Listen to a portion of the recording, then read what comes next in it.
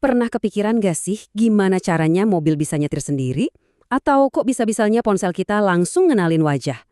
Nah, itu semua berkat penglihatan AI. Tapi hari ini kita bakal kupas lebih dalam dan bertanya, gimana kalau penglihatan itu ternyata ada yang salah? Yap, AI sekarang punya kemampuan buat melihat dan menafsirkan dunia di sekitar kita. Keren banget kan?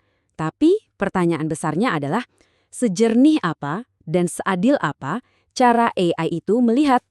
Oke, kita bakal bedah topik ini dalam 4 bagian. Pertama, kita bakal ungkap soal bias-bias tersembunyi di dalam AI.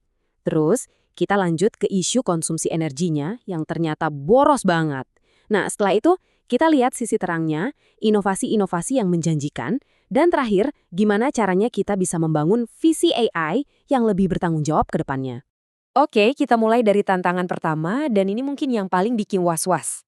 Bias dalam AI, atau bisa kita sebut juga sebagai masalah tatapan yang tidak adil. Jadi akar masalahnya tuh di sini, data. Data yang dipakai buat ngelatih AI seringkali nggak seimbang, gagal mewakili semua orang secara adil. Kalau data latihannya aja udah timpang, ya jelas cara pandang AI-nya juga bakal ikutan timpang kan? Nah, visualisasi ini ngegambarin masalahnya dengan pas banget. Coba bayangin deh, bias kecil di data awal itu kayak virus. Begitu masuk, seiring waktu dia bisa menyebar, menginfeksi, dan akhirnya merusak seluruh sistem. Hasilnya, keputusan yang menyimpang dan gak adil. Mirip-mirip kayak misinformasi yang nyebar gitu loh. Dan ini bukan teori lagi loh. Sebuah studi dari MIT Media Lab nemuin fakta yang jujur aja cukup mengejutkan. Sistem pengenalan wajah komersial itu tingkat kesalahannya bisa lebih dari 30% untuk wanita dengan kulit lebih gelap. Sekarang coba bandingin sama tingkat kesalahan untuk pria kulit putih, cuma 1%. Angka ini nunjukin betapa nyata dan berbahayanya dampak dari data yang bias. Oke, sekarang kita pindah ke masalah besar kedua. Kalau tadi kita ngomongin etika, sekarang kita ngomongin jejak karbon. Yap, ada biaya lingkungan yang tersembunyi di balik canggihnya AI. Coba kita lihat angkanya ya. Buat ngelatih model AI, itu butuh energi yang luar biasa besar. Model standar kayak ResNet 50 aja butuh 256 kWh. Biar kebayang, itu kira-kira setara sama energi yang dibutuhin buat nyalain kulkas non-stop selama hampir 3 bulan. Apalagi model yang lebih canggih, kayak EfficientNet B7, butuh 624 kWh. Dan lihat deh lonjakannya. Gila kan? Model Vision Transformer atau VTL yang dilatih pakai dataset raksasa itu makan lebih dari 1.500 kWh. Itu lebih banyak dari energi yang dipakai satu rumah tangga di Indonesia selama setahun penuh.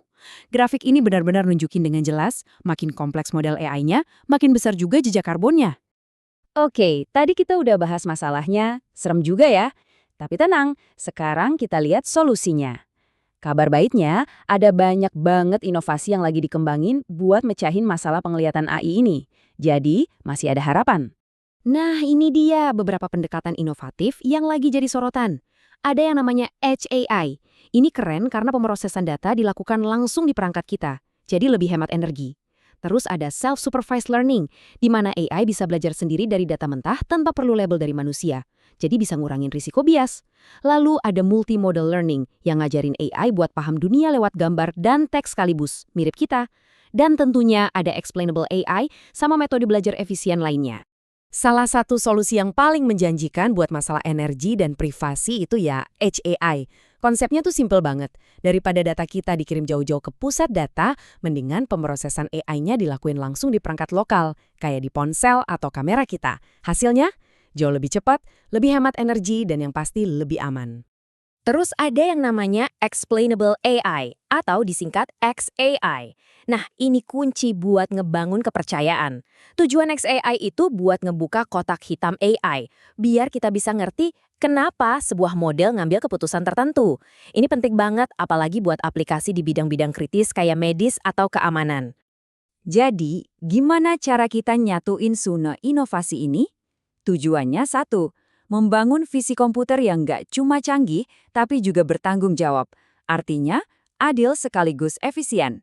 Intinya gini, masa depan visi AI itu lagi dibentuk sama dua gerakan besar. Yang pertama itu Green AI, yang fokusnya adalah Gimana caranya bikin AI yang hemat energi dan ramah lingkungan?